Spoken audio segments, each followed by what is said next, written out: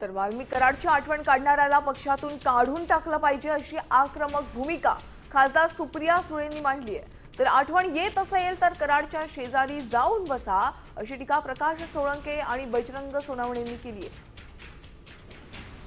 त्याच्या स्टेटमेंटचा मी जाहीर निषेध करतो। कुणाच्या तरी वडिलांची आणि महाराष्ट्राच्या लेखाची हत्या ज्यांनी केली आणि नुसती हत्याने क्रूर हत्या केली आहे, अशा लोकांना फाशीची शिक्षा द्यायला पाहिजे।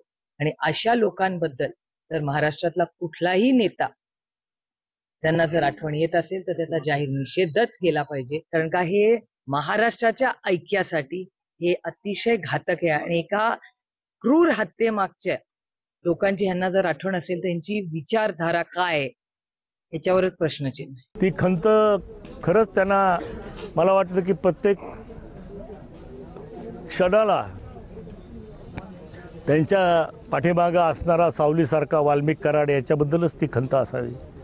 आणि फारच खंत झाली तर त्याच्या शेजारी जाऊन बसा तुम्ही आणि खंत दूर करा, एवढंच मी म्हणेल। विरोधक या ठिकाणी 1,40,000 मतांनी निवडून आले असं म्हणतायत, तुम्ही कसं पाहता?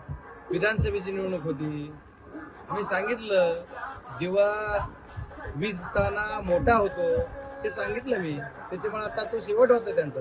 आता बघा काय होतं। काल धनंजय मुंडेला सभेत वाल्मिक कराडची आठवण आली, याबद्दल काय? खूप आठवण येत असली तर भेटेल जाऊ।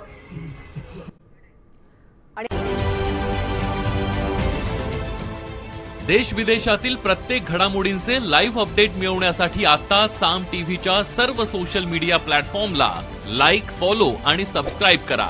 तसंच सर्व नोटिफिकेशनसाठी बेल आयकॉन प्रेस करायला विसरू नका।